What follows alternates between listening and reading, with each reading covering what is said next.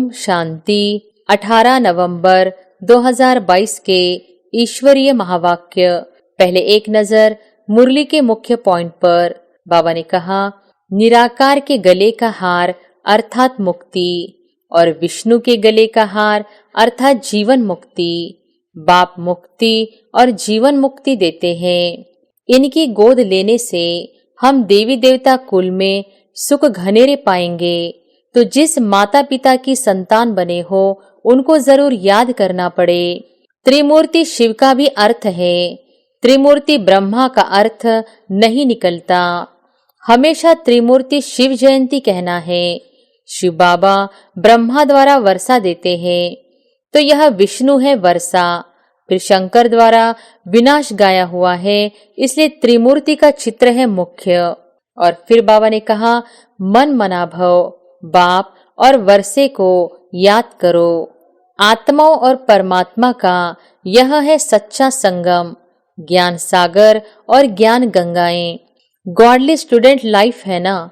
बेहद का बाप हमको पढ़ा रहे हैं। अभी तुम्हारी बुद्धि में राजयोग का ज्ञान है, जिससे तुम प्रारब्ध पाते हो। बाप के आने से सारी दुनिया के लिए वानप्रस्थ अवस्था हो जाती है, क्योंकि सबको जाना है वापस। इसलिए बाप कहते हैं, मामे कम याद करो। और फिर लास्ट में बाबा ने कहा, तुम्हारा यह है कल्याणकारी लिप जन्म।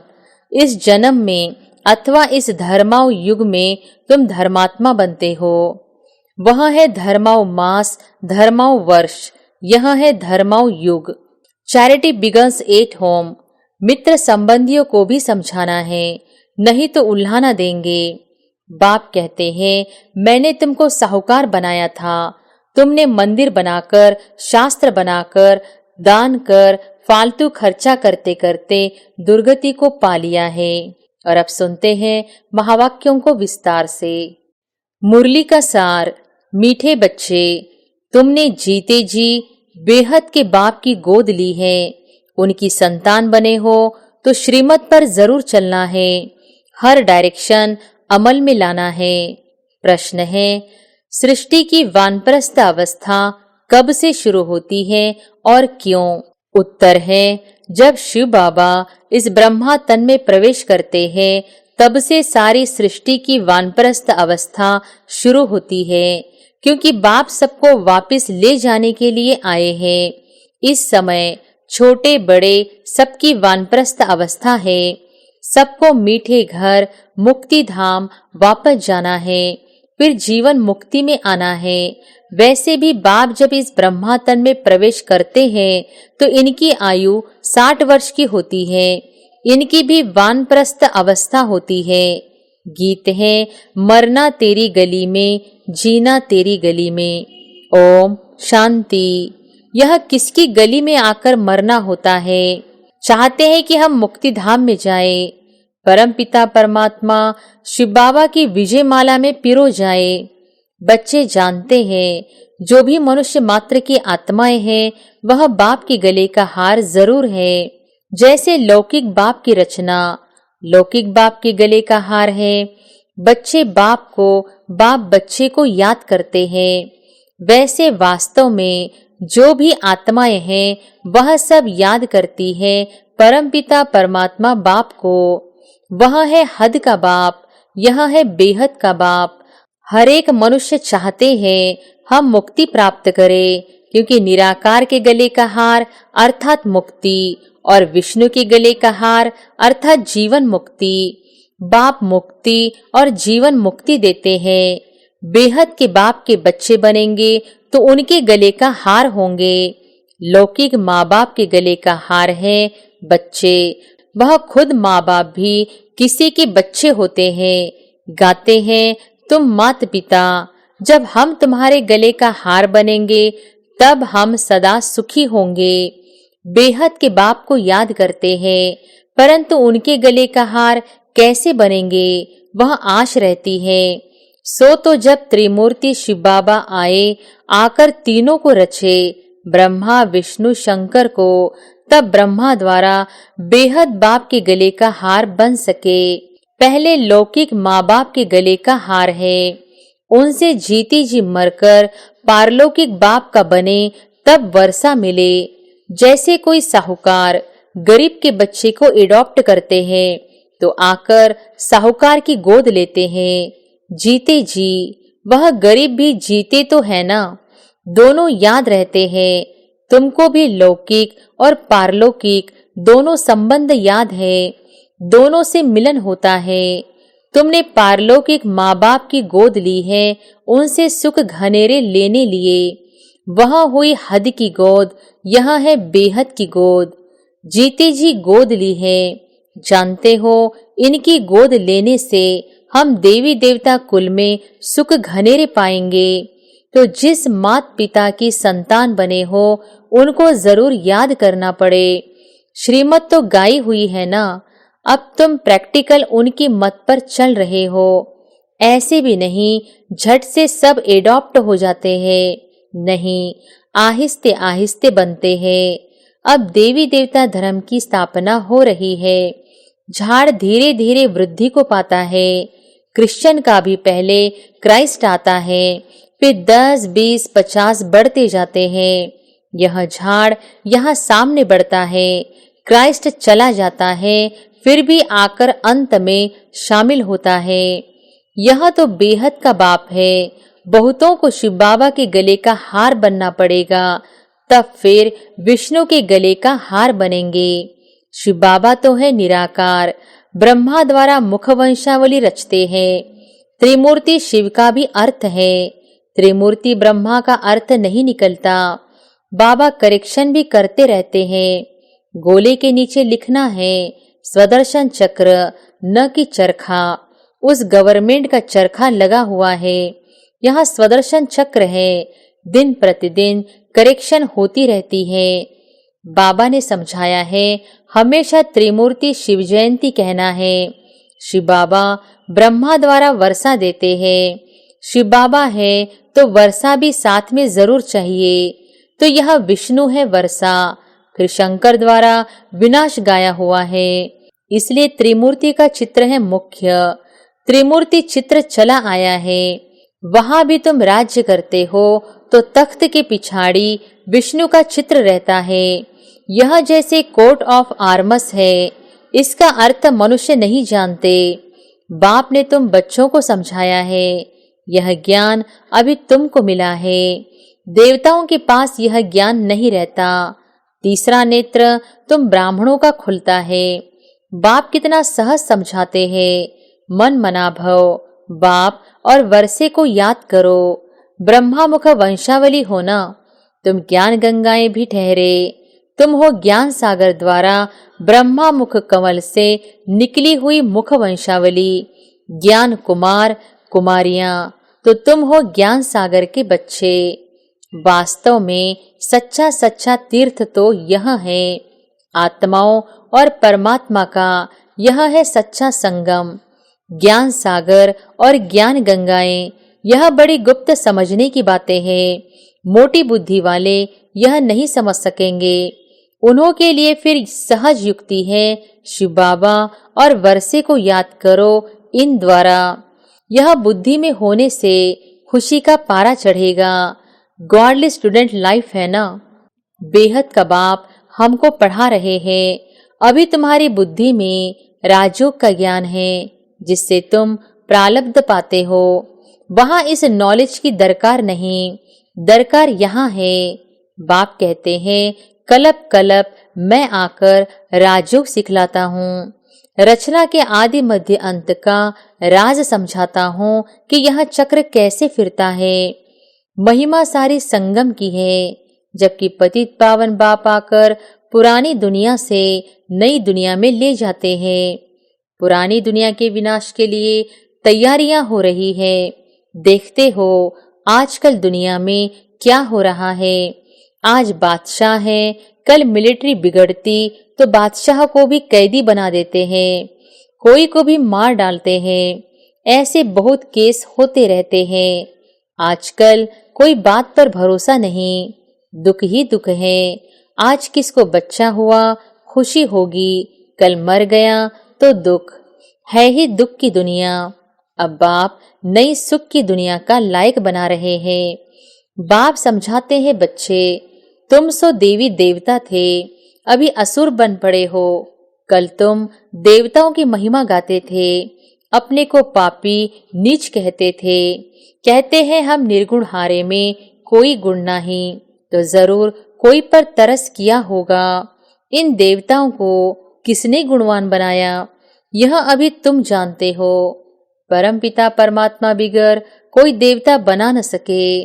मनुष्य बिल्कुल विकारी पतित बन पड़े हैं, बूढ़े हो जाते हैं तो भी विकार नहीं छोड़ते। नहीं तो कायदा है 60 वर्ष के बाद वानप्रस्थ लेना चाहिए। पहले ऐसे करते थे, 60 वर्ष के अंदर अपना बोझा उतारकर बच्चों को दे देते थे। अब 60 वर्ष की आयु में भी बच्चे पैदा करते रहते हैं। बाप कहते हैं, इनकी 60 वर्ष की आयु में बहुत जन्मों के अंत में जब इनकी वानप्रस्थ अवस्था हुई, तब मैंने प्रवेश किया। तब इसने भी सब कुछ छोड़ा। बाप के आने से सारी दुनिया के लिए वानप्रस्थ अवस्था हो जाती है, क्योंकि सबको जाना है वापस। इसलिए बाप कहते हैं, मामेकम याद करो, छोटा व बड़ा कोई भी रहेगा नहीं। बाप आकर सबको मीठा बनाते हैं। मुक्ति जीवन मुक्ति दोनों मीठे धाम हैं। विनाश सबका होना है, हिसाब किताब चुकतू भी सबका होता है। सजा खाने में देरी नहीं लगती। जैसे काशी कलवट खाते हैं तो पापों से मुक्त हो जाते हैं, फिर नए सिर हिसाब शुरू हो जाता है। बाकी मुक्ति में एक भी नहीं जाते। वह समझते हैं शिव पर कुर्बान हो निर्वाण धाम चले जाएंगे। बाप कहते हैं, वापिस कोई जा नहीं सकते। पुनर्जन्म तो सबको लेना है। यह पहला नंबर ही पूरे पुनर्जन्म लेते हैं, तो जरूर पीछे वाले भी लेंगे। तुमने 84 जन्म लिए हैं, शुरू से ही तुम्हारा पाठ चलता है। तुम्हारा यह है कल्याणकारी लिप जन्म।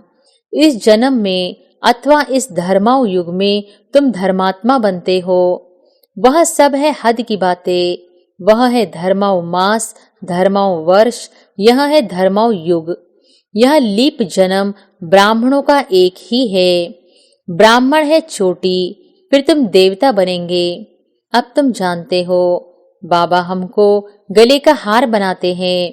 हम आत्माएं निराकारी दुनिया में रहती हैं।